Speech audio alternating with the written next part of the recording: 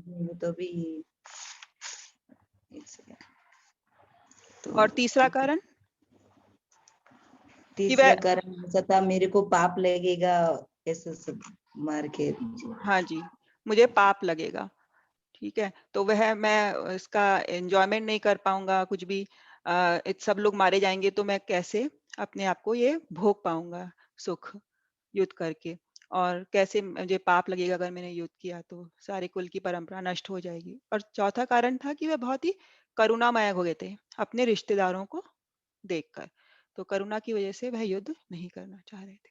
और जो पांचवा कारण हमने बताया था कि वह अनिर्णय, वह बड़े ही परेशान हो जाते हैं और कंफ्यूज हो जाते हैं कि वह ये युद्ध करें या नहीं करें। तो वह जो कारण है हम दूसरे अध्याय में उसको करेंगे।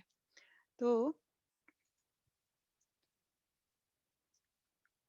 हमने देखा था कि हम भगवत गीता को 3 भाग में हमने इसका विभाजन किया था। पहला भाग कर्मयोग था, दूसरा भक्ति योग और तीसरा ज्ञान योग। तो हम पहले भाग में जो कर्म योग है उसके अंतर्गत 6 अध्याय हैं भगवत गीता के। पहला अध्याय हमने अभी समाप्त कर दिया है। तो उसका शीर्षक था कुरुक्षेत्र के युद्धस्थल में सैन्य निरीक्षण। आज हम चालू करेंगे दूसरा अध्याय जिसका शीर्षक है गीता का सार। तीसरा अध्याय कर्म योग है, चौथा दिव्य ज्ञान, पांचवा कर्म योग कृष्ण भावना भावित कर्म और छठा अध्याय ध्यान योग। तो आज गीता का सार। गीता के सार। अच्छा, इस अध्याय का नाम गीता का सार क्यों रखा गया है? कोई बता सकते हैं कि इस अध्याय का प्रभुपाद ने जो शीर्षक दिया है वो गीता का सार क्यों दिया है?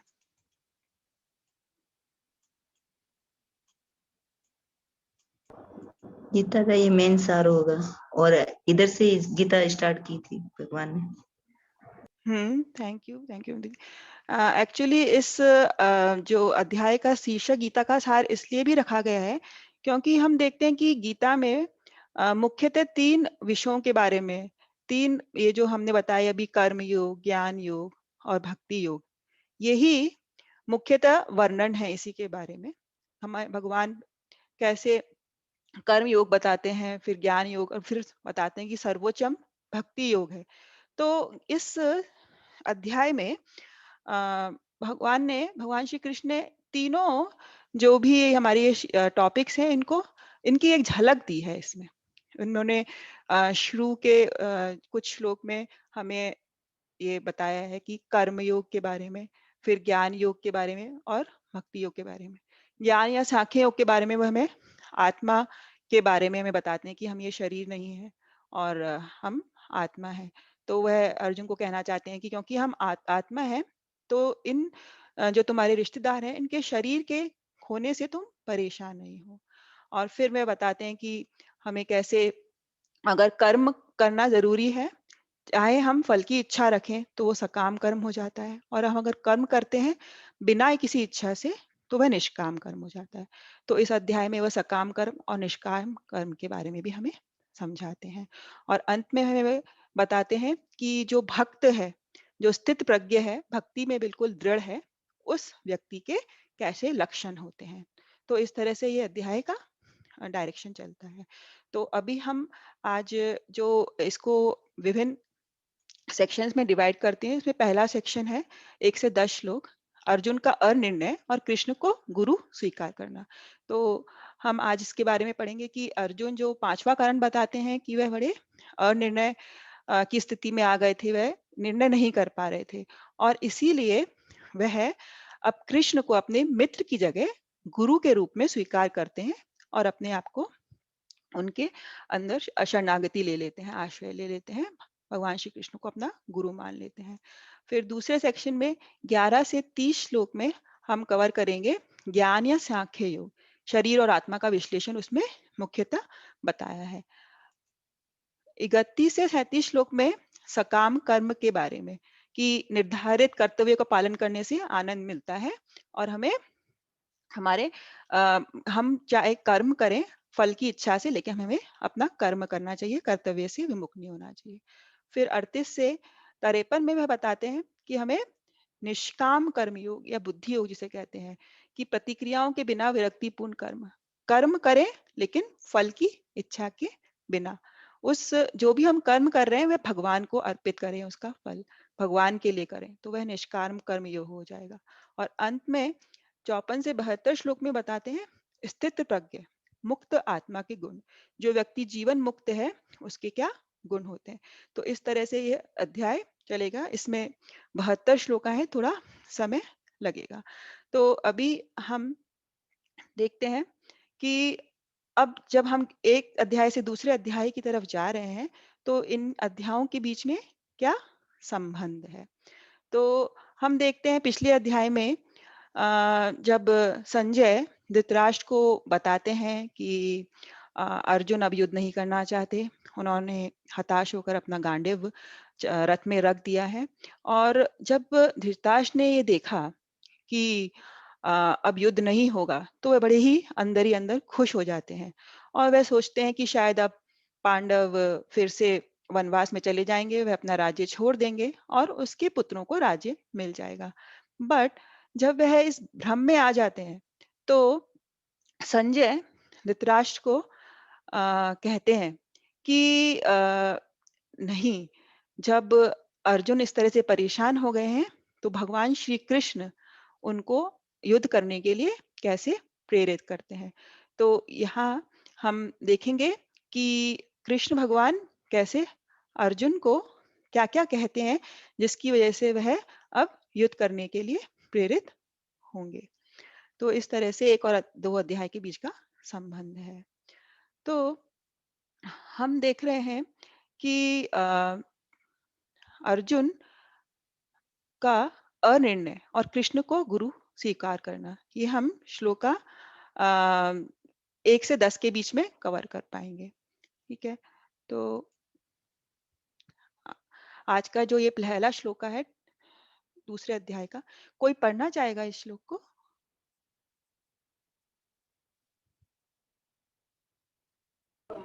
संजय उवाच तं तथा कृपयाविष्टम् अश्रुपूर्णाकुलेक्षणं विषिदन्तमिदं वाक्यम् उवाच मधुसूदनः। Thank you Prahlad ji. कोई इसका अनुवाद पढ़ना चाहेगा? जमुना देवी जी, आप पढ़ेंगी? हाँ। हाँ जी, हरे कृष्णा। हरे कृष्ण। मतलब संजय ने कहा, करुणा से व्याप्त शोक युक्त आशुपरित नेत्रों वाले अर्जुन को देखकर मधुसूदन कृष्ण ने ये शब्द कहे। भगवान गीता 2.1। ठीक है, thank you Jamuna Devi ji, thank you. तो संजय उवाच तम तथा कृपयाविष्टम अश्रुपूर्णाकुलीक्षणम विषिदन्तम इदं वाक्यम उवाच मधुसूदना। तो हम देखते हैं कि संजय इस श्लोक में क्या कह रहे हैं, करुणा से व्याप्त। हम देखें कि पिछले अध्याय में जो अर्जुन थे, बहुत ही ज्यादा करुणा से व्याप्त हो गए थे अपने रिश्तेदारों के प्रति प्रेम। थोड़ा आवाज क्लियर नहीं आ रहा है माता जी। हाँ जी, एक मिनट। हाँ जी, अब आ रहा है? हेलो, हरे कृष्णा। यहाँ क्लियर आ रहा है माता जी, हाँ जी, क्लियर ठीक आ है, रहा है। ठीक है। तो करुणा से व्याप्त, तो वह जो अर्जुन थे वह बहुत ही करुणा से व्याप्त हो गए थे पिछले अध्याय में, जब उन्होंने कृष्ण भगवान को रथ को बीच में लाने को कहा और उन्होंने देखा कि उनके चारों तरफ उनके रिश्तेदार हैं और ये युद्ध करने से बहुत क्षति होगी। तो वह कहते हैं कि मैं युद्ध नहीं करूंगा, बड़े ही शोककुल हो जाते हैं और उनकी आंखों में से आंसू बह रहे होते हैं। ऐसी अवस्था में जब मधुसूदन कृष्ण भगवान अर्जुन को देखते हैं, तो वह अब बोलना प्रारंभ करेंगे। तो इसमें हम देखते हैं कि एक तो भगवान को मधुसूदन कहा गया है। तो किसी को मालूम है मधुसूदन से क्या अर्थ है? मधु नामक का असुर का वध किया था। हाँ जी। तो हम देखते हैं कि जो भगवान कृष्ण ने जब हयग्रीवा अवतार लिया था, तो उन्होंने एक मधु नाम के असुर का वध किया था, इसीलिए उनका नाम मधुसूदन कहा। तो यहाँ पर मधुसूदन इसलिए कहा भी गया है क्योंकि अब अर्जुन ये चाहते थे कि जो उनके हृदय में ये जो असुर आ गया है, विभ्रांति का, कंफ्यूजन का, उसका वध भगवान श्री कृष्ण करें उनके मन में, और उन्हें फिर अपने कर्तव्य से विमुख होने के लिए जो बाध्य कर रहा है उसको वह दूर करें।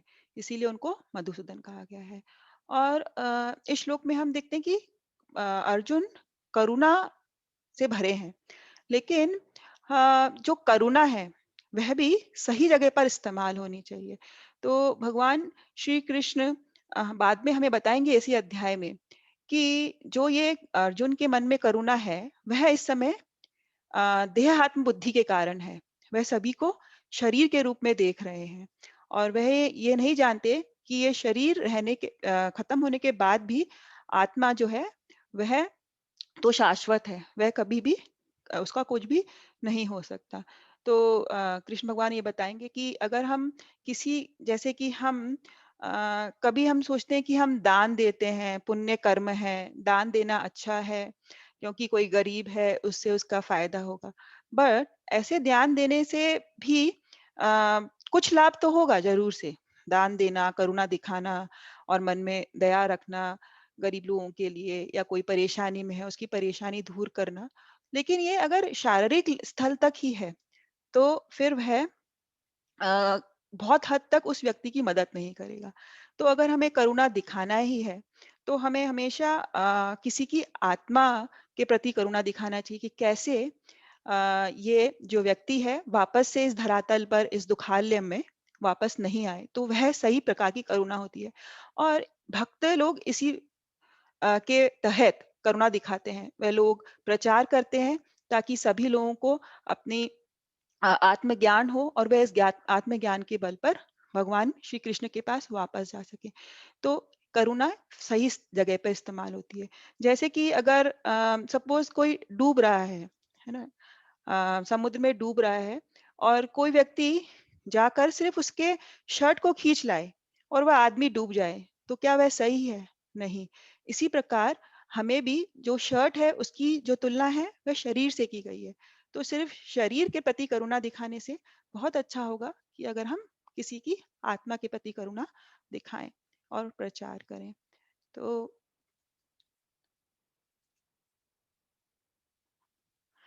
आगे ये भगवान श्री कृष्ण के द्वारा पहला श्लोक है गीता का। कोई इसका पठन करना चाहेगा? श्रीभगवानुवाच कुत्सत्त्वाकश्मलमिदं विस्मये समुपस्थितम् अनार्यजुष्टं स्वर्गर्यकीर्तिकरमर्जुन। थैंक यू माता जी। अनुवाद कोई पढ़ना चाहेगा? श्री भगवान ने कहा, हे अर्जुन, तुम्हारे मन में यह कल्मश आया कैसे? यह उस मनुष्य के लिए तनिक ही अनुकूल नहीं है जो जीवन के मूल्य को जानता हो। इससे उच्च लोक की नहीं अपितु अपयश की प्राप्ति होती है। थैंक यू प्रेम देवी जी। तो श्री भगवान उवाच, तो यहाँ पर हम देख रहे हैं कि कहा गया है भगवान उवाच, भगवान ने कहा। तो हम जो भगवान है उसका अर्थ एक तो बताएंगे आज थोड़ा सा डिटेल में, और भगवान को भगवान क्यों कहते हैं, परम पुरुषोत्तम भगवान क्यों कहते हैं, ये भी हम आगे आने वाली स्लाइड्स में बताएंगे। एक तो भक्त का जो मतलब होता है वह होता है कि ऐश्वर्यों से पूर्ण। तो जो भगवान श्री कृष्ण है वह 6 ऐश्वर्यों से पूर्ण है। वह 6 ऐश्वर्य ऐसे धन है, सौंदर्य है, यश है, और ज्ञान है, त्याग है और शक्ति है। तो भगवान में ये सभी जो 6 चीजें हैं ये पूर्णतः हैं। कोई भी ये दावा नहीं कर सकता भगवान श्री कृष्ण के अलावा कि वह उसमें सौंदर्य, शक्ति या यश पूर्णतः है, सिर्फ भगवान श्री कृष्ण में है। और ऐसा पराशर मुनि जो कि व्यासदेव के पिता हैं उन्होंने कहा है कि भगवान श्री कृष्ण में ये पूर्णतः है, ब्रह्मा जी और शिव जी में भी नहीं। तो वह भगवान कह रहे हैं कि हे अर्जुन, तुम्हारे मन में ये कल्मश कहाँ आया कैसे? तो अ,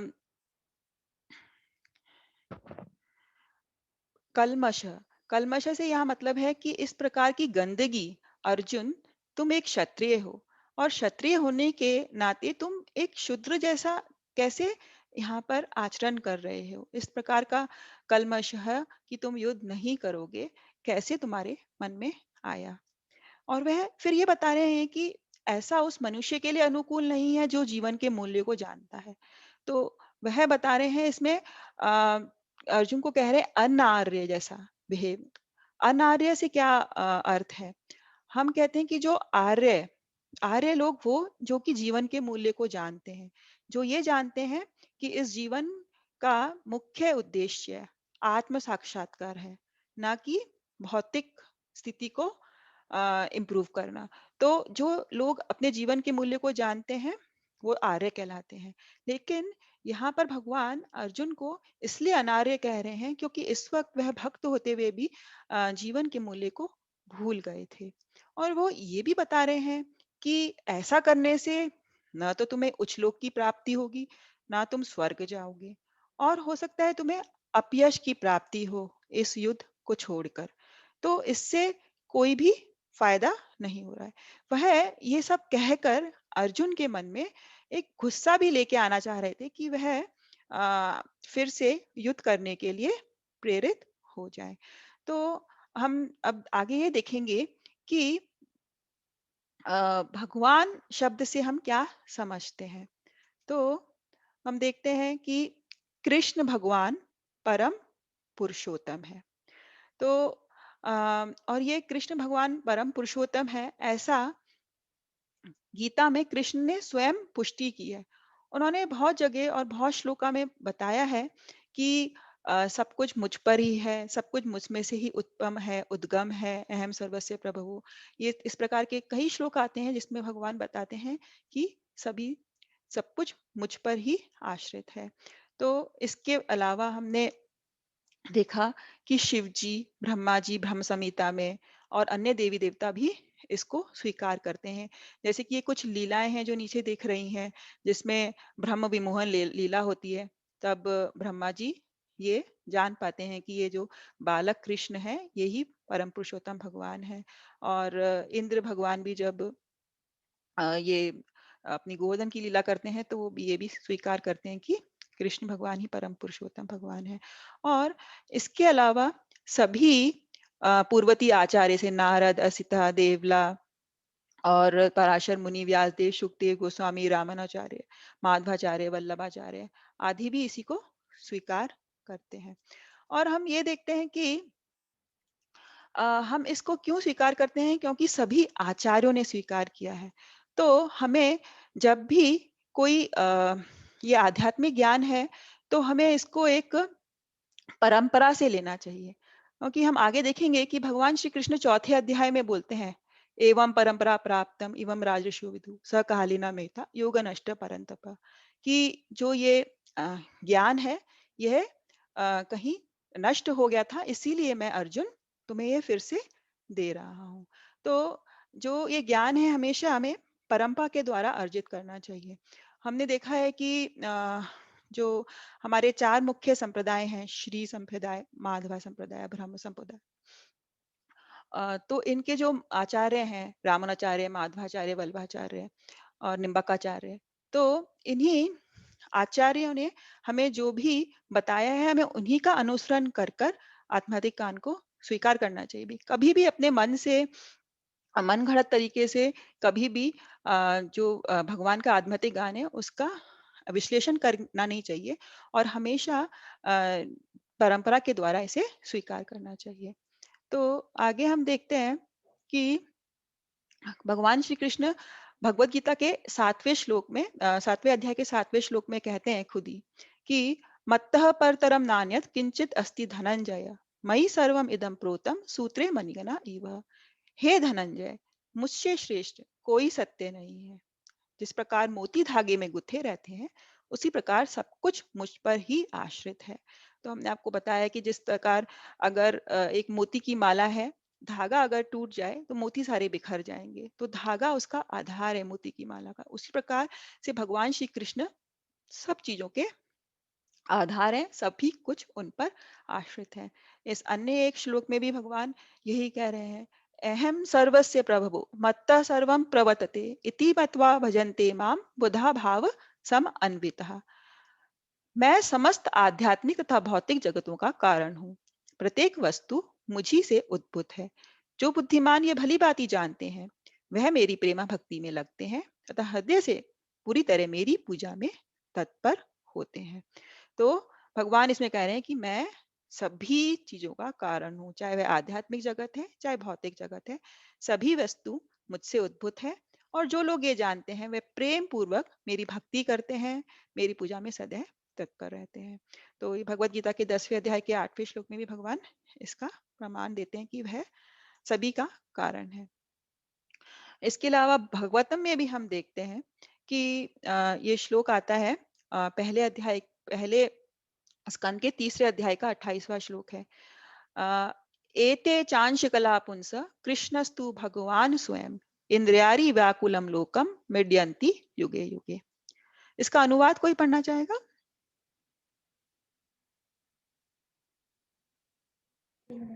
उपयुक्त सारे अवतार या तो भगवान के पूर्ण अंश या पूर्णांश के अंश कहलाए हैं, लेकिन श्री कृष्ण तो आदि पूर्ण पुरुषोत्तम भगवान हैं। वे सब विभिन्न लोकों में नास्तिकों द्वारा उपद्रव किए जाने पर प्रकट होते हैं। भगवान आस्तिकों की रक्षा करने के लिए अवतरित होते हैं। श्रीमद् भागवतम 1.3.28। हाँ, थैंक यू प्रेम देवी जी।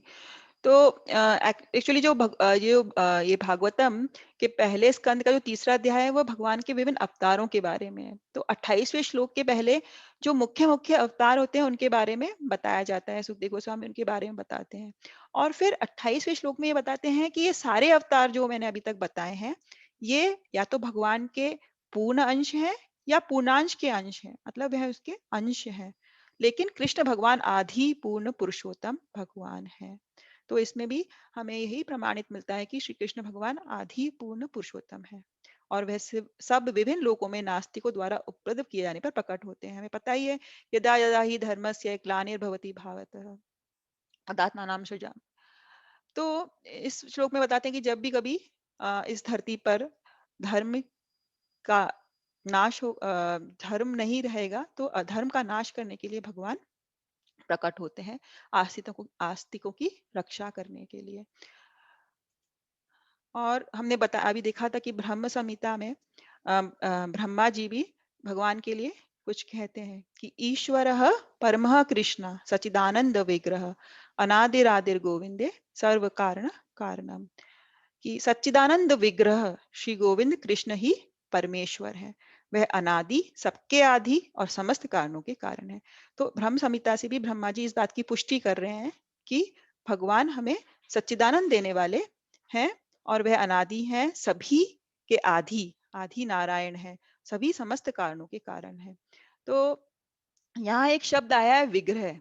तो विग्रह से हम क्या समझते हैं? हम देखते हैं कि मूर्ति पूजा करते हैं लोग, तो मूर्ति कहते हैं, लेकिन हम मूर्ति को विग्रह के नाम से भी जानते हैं।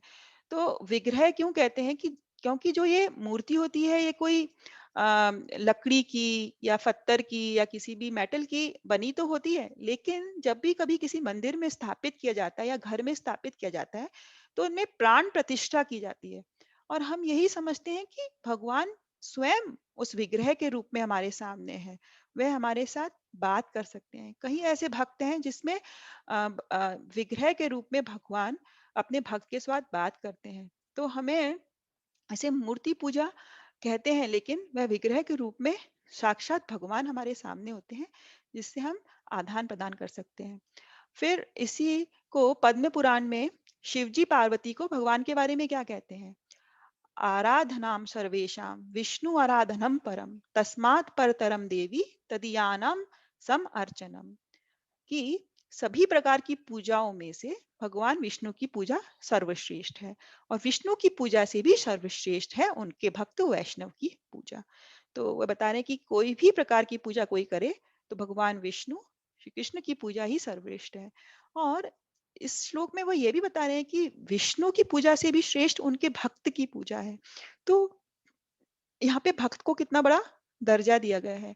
जो भक्त है, जो वैष्णव है, जो भगवान का भक्त है, उस वो उसकी क्या स्थिति है। अगर भगवान कहते हैं कि मैं सबसे ज्यादा प्रसन्न तब होता हूँ, खुश तब होता हूँ जब कोई मेरे भक्त की सेवा करते हैं, जब भक्त को प्रसाद खिलाते हैं या भक्त की किसी प्रकार की भी कोई सेवा करते हैं, तो उससे सबसे ज्यादा प्रसन्नता भगवान को होती है। जो ये भी एक श्लोक है जो भागवतम में पहले स्कंद के दूसरे अध्याय में आते हैं। तो इसमें अब हम जो भगवान के बारे में बताया गया है कि वदंती तत्व तत्वस्विदस तत्वम यज्ञानम अद्वयम ब्रह्मेति परमात्मेति भगवान इति शब्दते, कि परम सत्य को जानने वाले विद्वान अध्यात्मवादी इस अद्वितीय तत्व को ब्रह्मा, परमात्मा और भगवान के नाम से पुकारते हैं। तो इस श्लोक में थोड़ा सा हमें ये बताया है कि परम सत्य को जो अध्यात्मवादी होते हैं, उन्होंने किसी 3 अवस्थाओं का वर्णन किया है, ब्रह्म, परमात्मा और भगवान। तो जो ब्रह्म और परमात्मा का जो हमें बोध होता है, वह आंशिक बोध है, लेकिन जब हम भगवान को जान पाते हैं, पूर्ण पुरुषोत्तम भगवान को, तो पूर्णतः हम भगवान को परम सत्य को जान पाते हैं। जो ब्रह्म है, उसका मीनिंग होता है कि जैसे अस्तित्वगत पहलू की बात करते हैं, हमें उससे ये पता चलता है कि भगवान सब जगह हैं। जैसे कि रोशनी के रूप में या ब्रह्म के रूप में, हम जो जैसे कि हम आत्मा हैं, तो आत्मा के रूप में भगवान सब जगह व्याप्त हैं। और परमात्मा से वह बताते हैं कि प्रबंधिक वैल्यू पहलू, जैसे कि भगवान है, परमात्मा के रूप में वह सब चीजों का को मैनेज कर रहे हैं, वह सब देख रहे हैं, वही कंट्रोलर हैं, वह कंट्रोल कर रहे हैं हर एक चीज को। हर जीव की आत्मा में परमात्मा के रूप में शरीर में व्याप्त होते हैं, प्लस सब कुछ वह कंट्रोल कर रहे हैं। और उसके ऊपर भगवान है जो कि पूर्ण पुरुषोत्तम है, और वह एक आकर्षक व्यक्ति है जिससे हम आदान प्रदान भी कर सकते हैं। तो ये 3 स्तर पर भगवान का हम बोध कर सकते हैं। तो इसी को एक उदाहरण से हम समझा सकते हैं। जैसे कि जब सुबह हम जागते हैं तो सूर्य की रोशनी हमारे कमरे में आती है, तो सिर्फ उस रोशनी को देखकर हम समझ जाते हैं कि सूर्य उग चुका है। तो जब हम इस रोशनी का बोध करते हैं, तो वह भ्रम स्तर तक रहता है, सिर्फ कि भगवान सब जगह व्याप्त हैं, भगवान की ब्रह्म ज्योति के रूप में भगवान है। फिर हम देखते हैं, जब बाहर जाके देखेंगे तो हमें दिखाई देता है कि सूर्य उग चुके हैं सूर्य के रूप में, तो वह परमात्मा का बोध है। लेकिन हम जानते हैं कि सूर्य सिर्फ एक कोई ग्रह नहीं है। सूर्य में भगवान मतलब जो देवता है, वह वास करते हैं। तो वह भी एक उनका व्यक्तिगत पहलू है, सूर्य देव है वहां पर। तो वह अगर हमें रियलाइज होता है, तो वह भगवान पहलू हमें रियलाइज होता है। तो भगवान श्री कृष्ण क्या कहते हैं, मैंने इस अमर योग विद्या का उपदेश सूर्यदेव विवासवान को दिया था, और विवासवान के मनुष्य के पिता मनु को उपदेश दिया, और मनु ने इसका उपदेश इक्ष्वाकु को दिया। तो गीता के इस श्लोक से हमें पता चलता है कि सूर्य देव हैं और उनका नाम विवासवान है। तो सभी ग्रहों के अलग अलग देवता होते हैं। तो इस प्रकार से हम भगवान का इन 3 अवस्थाओं में बोध कर सकते हैं। और जैसे कि हम ये नहीं कह सकते कि कोई भी इस चीज में गलत है। जैसे कि एक दृश्य हम देख रहे हैं, जब हम उस दृश्य को दूर से देख रहे हैं, कोई वादी है, वहां सब हरे भरे पेड़ हैं और वहां पहाड़ वगैरह हैं, लेकिन जब हम दूर से देखते हैं तो हमें सिर्फ एक हरा आवरण दिखाई देता है, हम उसकी बारीकियों तक नहीं देख पाते। लेकिन जब हम कभी उसके करीब पहुंचेंगे तो हम देखेंगे कि नहीं, वहाँ पेड़ पौधे हैं, वहां पर कुछ पहाड़ हैं, और वैरायटी है, तो हमें पता चलता है। तो तब हम बोध करते हैं परमात्मा का। और जब हम उस में घुस जाते हैं अंदर, तो वहां देखते हैं कि वहां पे और भी प्राणी भी हैं, पशु भी हैं। तो इस प्रकार से हम भगवान के स्तर पर इसको रियलाइज कर सकते हैं। तो इस तरह से 2 उदाहरणों से हम समझ सकते हैं कि भगवान की 3 अवस्थाओं का बोध किस प्रकार से होता है। अब जो ये भगवद गीता के हम तीसरा जो श्लोक है, श्लोक में इसका हमने श्लोक नहीं लिया है, इसका अनुवाद कोई पढ़ना चाहेगा?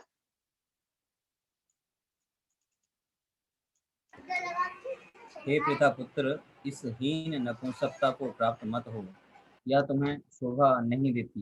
हे शत्रुओं के दमन करता, हृदय की क्षुद्र दुर्बलता को त्याग कर युद्ध के लिए खड़े हो। हाँ जी, भगवद गीता अध्याय 2 श्लोक संख्या 3। थैंक यू प्रहलाद महाराज जी। तो इसमें अ, भगवान क्या कह रहे हैं? हे पृथा पुत्र। अब यहाँ पर अर्जुन को पृथा पुत्र कहा गया है। तो पृथा कौन थी? कोई बता सकते हैं? कुंती महारानी माता जी।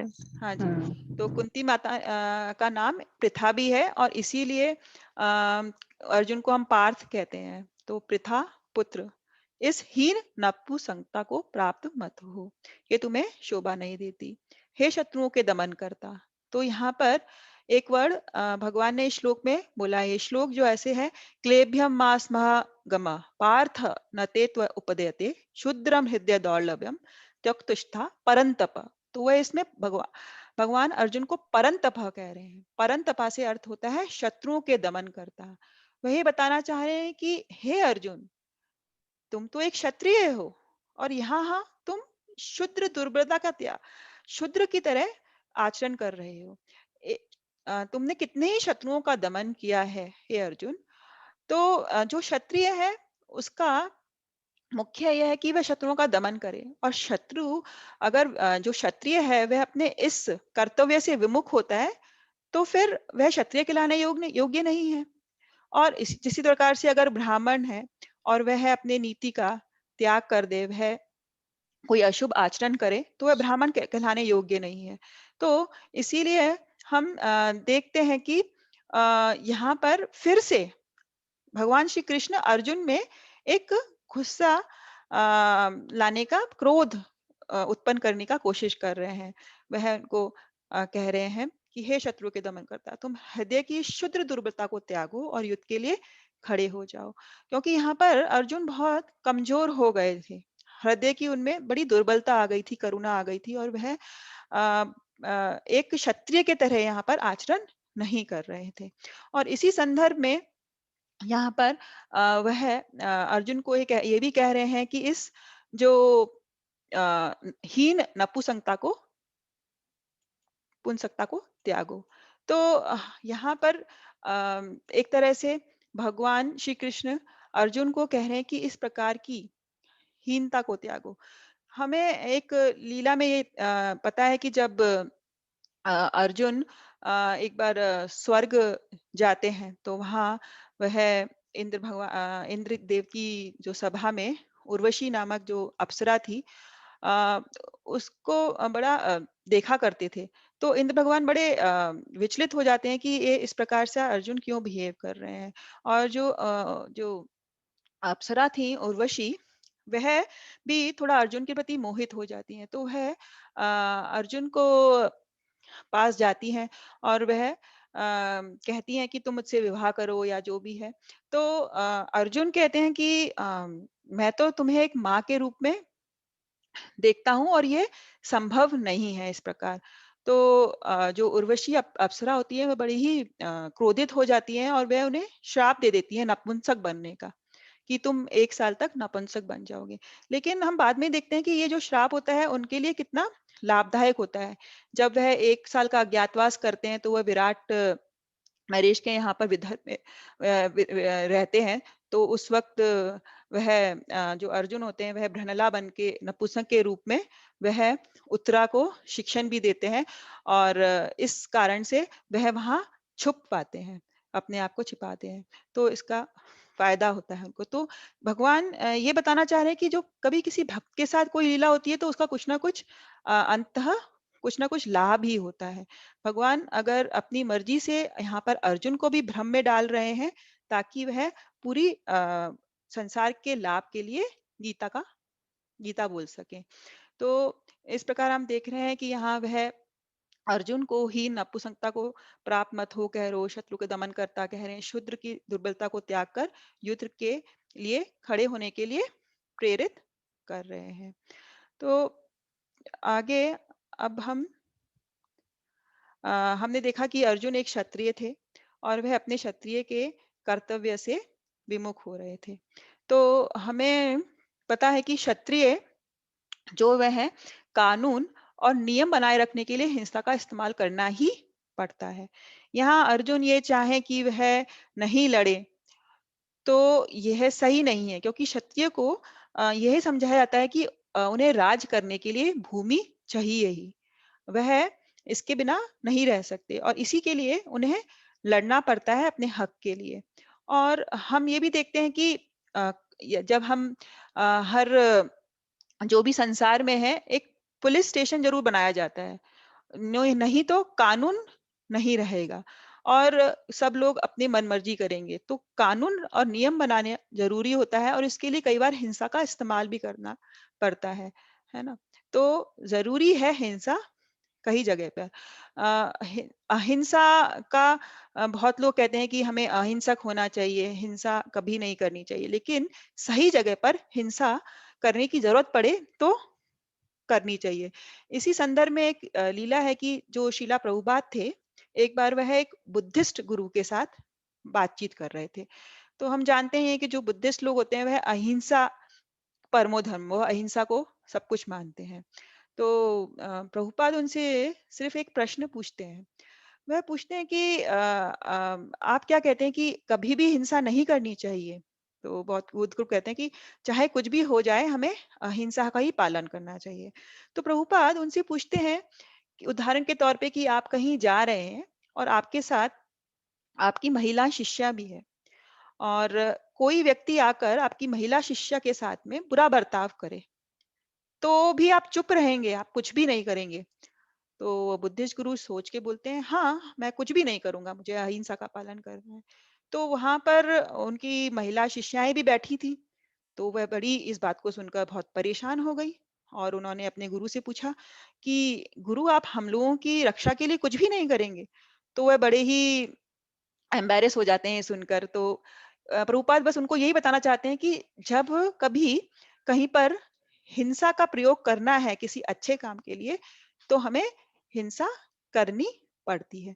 और भी उदाहरण है इसके, जैसे कि रावण ने जब सीता मैया का अपहरण कर लिया था, तो क्या राम जी को शांत रहना चाहिए था? राम जी कुछ नहीं करते? नहीं, राम जी को सीता मैया के लिए, उनको बचाने के लिए रावण से युद्ध करना ही था। वह इस प्रकार नहीं छोड़ सकते। तो यहाँ पर भी हिंसा का सही इस्तेमाल किया जा रहा है। उसी प्रकार हम देखते हैं कि जो लोग गलत काम करते हैं, है ना? और जानवरों की तरह जो बिहेवियर करते हैं, ऐसे लोगों को हमें जेल में डालना ही पड़ता है। उनको दंडित करना ही पड़ता है। तो उस वक़्त भी हमें हिंसा का इस्तेमाल करना पड़ता है। और महाभारत में भी जिसके कारण ये युद्ध हुआ मुख्यतः, वो था कि द्रौपदी के साथ बुरा बर्ताव हुआ था। उन्हें सार्वजनिक रूप से अपमानित किया गया था और जब ऐसा हो रहा था तो भीष्म और ये सभी जो भाई पांडव बड़े ही उत्तेजित और परेशान हो जाते हैं और वह कहते हैं कि हम दुर्योधन की जंगा का तोड़ देंगे और इनके। तो इस प्रकार से वह उसके लिए भी ये युद्ध करना आवश्यक था। तो वहां पर भी हिंसा को हम सही ठहरा सकते हैं। तो अर्जुन का युद्ध न लड़ने का कारण था कि पारिवारिक परंपराओं का विनाश हो जाएगा। तो ये सब इस तरह से क्षत्रिय की सोचने की बात नहीं है, क्योंकि भगवान श्री कृष्ण जहां पर हैं वहां पर इस प्रकार का अर्जुन जब सोच रहे हैं तो वह कहीं ना कहीं गलत है। क्योंकि जहां भगवान है और वह धर्म की स्थापना करने के लिए कुछ अर्जुन को करने की कह रहे हैं, तो उन्हें इन सब बातों के बारे में कि हिंसा होगा, हिंसा करना चाहिए, पारिवारिक परंपराओं का नाश हो जाएगा, ये सब सोचना नहीं चाहिए। तो क्षत्रिय के और भी कर्तव्य है। हम जानते हैं कि क्षत्रिय शब्द का अर्थ है दूसरों को शत से बचाए। उनका कार्य होता है युद्ध करना और प्रजा की रक्षा करना। तो इसके लिए हम देखते हैं कि वह युद्ध करना उनके लिए अनिवार्य होता है प्रजा की रक्षा करने के लिए। और इसके लिए उन्हें शुरू से ही ट्रेनिंग दी जाती है, परीक्षण दिया जाता है। उन्हें जंगल में जानवरों का शिकार करना अलाउ था। वह लोग जंगल में जाकर जो जानवर ज्यादा बढ़ जाते हैं या जो जानवर साधु लोगों को परेशान कर रहे होते हैं, तो उनका शिकार क्षत्रिय को अलाउ था। आजकल अगर हम जानवरों को मारें तो हमें मतलब दंड दिया जाता है। हम लोग ऐसे जंगल में जाके जानवरों का शिकार नहीं कर सकते, है ना? लेकिन पहले क्षत्रियों को ये अलाउ था। अब ताकि वह इन जानवरों को मार सकें जो संत लोगों को परेशान करते थे, मैंने आपको बता ही दिया। और जब वो जानवरों को मारेंगे तो वह रक्त देखेंगे, और रक्त देखने से वह इसके अभ्यस्त हो जाएंगे ताकि वह युद्ध में बेहोश ना हो जाए। हम जब देखते हैं कि जैसे हम लोग डॉक्टर हैं, तो हमें भी जब ट्रेनिंग दी जाती है तो हमें जब हम पहली बार कभी रक्त को देखते हैं तो हम देखते थे हमारे जो मित्रगण हैं वह कई बार बेहोश हो जाते थे, कुछ लोगों को ये बर्दाश्त नहीं होता था। लेकिन धीरे-धीरे जब वह रोज अभ्यस्त होते हैं, वह रोज देखते हैं, तो वह इसके अभ्यस्त हो जाते हैं, और जब वे बाद में सर्जन, डॉक्टर बन जाते हैं, तो वह आसानी से ऑपरेशन वगैरह कर सकते हैं। तो अभ्यास से ही हम लोग कुछ भी आगे कर सकते हैं। तो क्षत्रिय को रक्त देखना आम बात है और वह इससे विमुख नहीं होने चाहिए।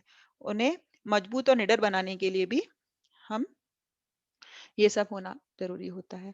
और ये सब जो क्षत्रिय के बारे में हमने बताया, ये क्षत्रिय के कर्तव्य सारे हमें पराशर स्मृति से लिए गए हैं। तो क्योंकि आज थोड़ा हम आगे नहीं कर पाएंगे, तो अगला जो चौथे श्लोक से हम आगे कंटिन्यू करेंगे। किसी का कोई प्रश्न है तो पूछ सकते हैं।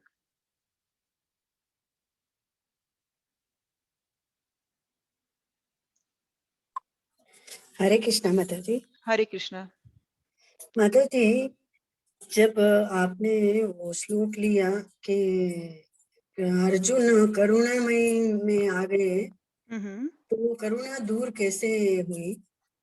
हाँ, तो यही अभी आगे जो अध्याय है, ये जो दूसरा अध्याय है, इसके और पूरी गीता में जब 18वें अध्याय में आएंगे तो भगवान धीरे-धीरे अर्जुन को प्रेरित करेंगे सब कुछ बता के, कि पहले तो इस अध्याय में ये बताएंगे कि हम ये शरीर नहीं है, और जो तुम भीष्म पितामह और अपने द्रोणाचार्य के लिए परेशान हो रहे हो, तो तुम उनके शरीर को देख रहे हो। ये लोग अमर, हमारी जो आत्मा है वह अमर अजर है, उसको कभी कुछ नष्ट नहीं होता। तो उस लेवल पे देखो। फिर उन्हें वो भक्ति योग के बारे में बताएंगे, ज्ञान ध्यान योग के बारे में बताएंगे। तो धीरे-धीरे उनका जो भी कंफ्यूजन्स है उनको बताएंगे और उनको प्रेरित करेंगे कि तुम युद्ध करो। तो अर्जुन जब आत्म साक्षात्कार हो जाएगा भगवत गीता के माध्यम से, और भगवान कृष्ण भगवान हम सभी को उस आत्म साक्षात्कार कराने के लिए ही ये गीता का पाठ किया है। तो गीता जब हम धीरे-धीरे पढ़ेंगे तो हमें देहात्म बुद्धि से निकालने में, इस भौतिक शरीर और भौतिक सुविधाओं के इस जंजाल से मुक्त करने के लिए ही भगवान हमें बताएंगे कि भक्ति के द्वारा हम कैसे भगवान के साथ योग कर सकते हैं, भगवान के साथ जुड़ सकते हैं। और जब हम भगवान के लिए, क्योंकि हाँ भगवान की इच्छा थी कि यह युद्ध हो और अधर्म का नाश हो, धर्म की स्थापना हो।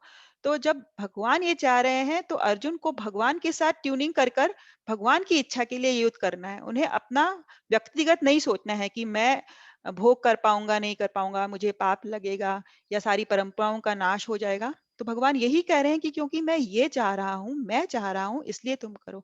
तो भगवान हमें बताएंगे कि हमें भगवान को बीच में रख के सब कुछ करना है, तो हमारी सभी समस्याओं का हल हो जाएगा। तो इस प्रकार जब वह हमें ज्ञान देते हैं गीता का, तो अर्जुन की करुणा भी दूर हो जाती है और वे युद्ध के लिए तैयार हो जाते हैं। हरे कृष्णा। और कोई प्रश्न पूछना चाहेंगे?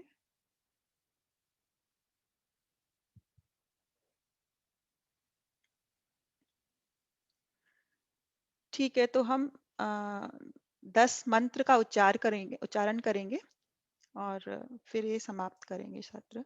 5 बज चुके हैं, इसलिए अगली बार हम कंटिन्यू करेंगे। जय श्री कृष्ण चैतन्य जय श्री कृष्ण चैतन्य प्रभु नित्यानंद प्रभु